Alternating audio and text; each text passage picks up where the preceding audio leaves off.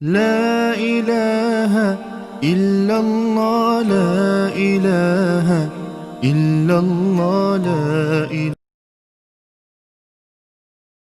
الحمد لله وكفى والصلاة والسلام على عباده الذين اصطفى أما بعد فأعوذ بالله من الشيطان الرجيم بسم الله الرحمن الرحيم وَإِذْ قَالَ رَبُّكَ لِلْمَلَائِكَةِ إِنِّي جَاعِلٌ فِي الْأَرْضِ خَلِيفَةً قَالُوا وَتَجْعَلُ فِيهَا مَنْ يُفْسِدُ فِيهَا وَيَسْفِكُ الدِّمَاءَ وَنَحْنُ نُسَبِّحُ بِحَمْدِكَ وَنُقَدِّسُ لَكَ قَالَ إِنِّي أَعْلَمُ مَا لَا تَعْلَمُونَ صدق اللہ العظیم.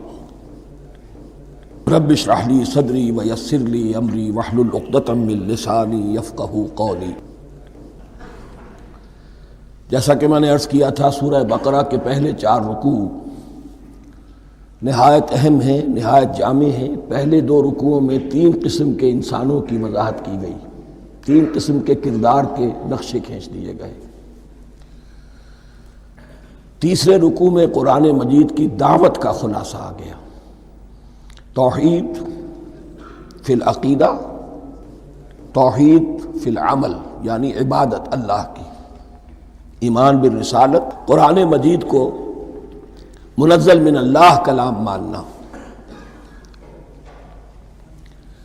اس میں اگر شک ہے تو جو بھی چیلنج تھا، اگر واقعتاً تمہیں شک ہے، حقیقت میں شک نہیں ہے، لیکن جیسا کہ تم کہہ رہے ہو کہ تمہیں شک ہے تو کوشش کرو اس کے مقابلے کی ایک صورت بنا لاؤ. پھر آخرت، جنت اور دوزخ، ان دونوں کا تذکرہ ہو گیا. پھر ایک خاص مسئلہ جو قرآن مجید کے اسلوب پر اعتراض کی شکل میں آیا کہ اس میں مچھر جیسی حقیر شے کا بھی تذکرہ ہے. اس کی حکمت بیان کر دی گئی کہ تشبیہ اور تمثیل میں ظاہر بات ہے کہ ممثل لہو اور ممثل بہی میں مناسبت چاہیے.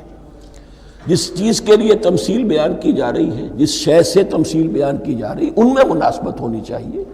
اس میں عظیم یا حقیر کا کوئی سوال نہیں. پھر یہ بات کہ جن لوگوں کے دلوں میں زیغ ہے، کجی ہے، وہ اس قرآن سے بھی ان کی ضلالت میں، گمراہی میں اضافہ ہوگا. جو لوگ طالب حق ہیں ان کو یہ قرآن مجید ہدایت دے گا. اور کن کو اللہ گمراہ کرتا ہے؟ جو سرکش ہے، جو نمبر 1 اللہ سے جو عہد کر کے دنیا میں آئے تھے اس کی خلاف ورزی کر رہے ہیں اور صلہ رحمی کے بجائے قطع رحمی کرتے ہیں. اس کے بعد ایک بہت اہم فلسفیانہ بات آ گئی اور اسی کے ضمن میں نے اصل میں یہ ساری بات دہرائی ہے. میں نے کہا تھا کہ یہ بات واضح ہوگی آگے جا کر سورہ غافر میں. پھر ذہن میں لائیے کہ جب یہ صورت نازل ہوئی ہے سورہ غافر نازل ہو چکی تھی، لہذا یہاں اجمالی تذکرہ ہے، وہاں تفصیلی تذکرہ ہے. اہل جہنم کا قول نقل ہوا ہے، ربنا امتنا اثنتین واحییتنا اثنتین فاعترفنا بذنوبنا فہل الی خروج من سبیل. اے اللہ تو نے 2 مرتبہ ہم پر موت وارد کی، 2 مرتبہ ہمیں زندہ کیا، اب ہم نے اپنے قصور تسلیم کر لیے. تو اب یہاں سے بھی کوئی اور مرحلہ ہے یا نہیں؟ یہاں سے نکلنے کا بھی کوئی راستہ ہے یا نہیں؟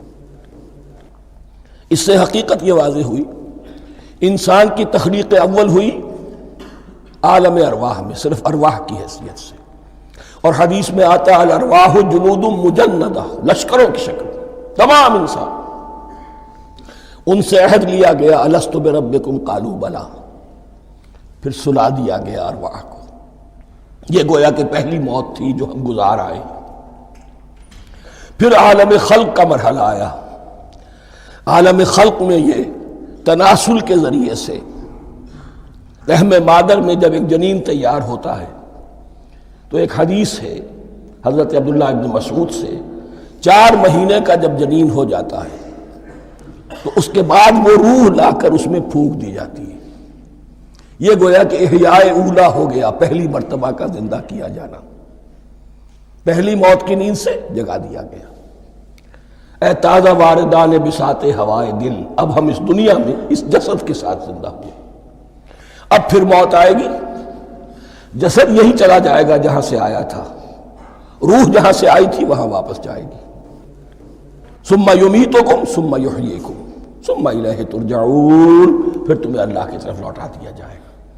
یہ ہے بہت گہرا نقطہ فلسفہ دین کا.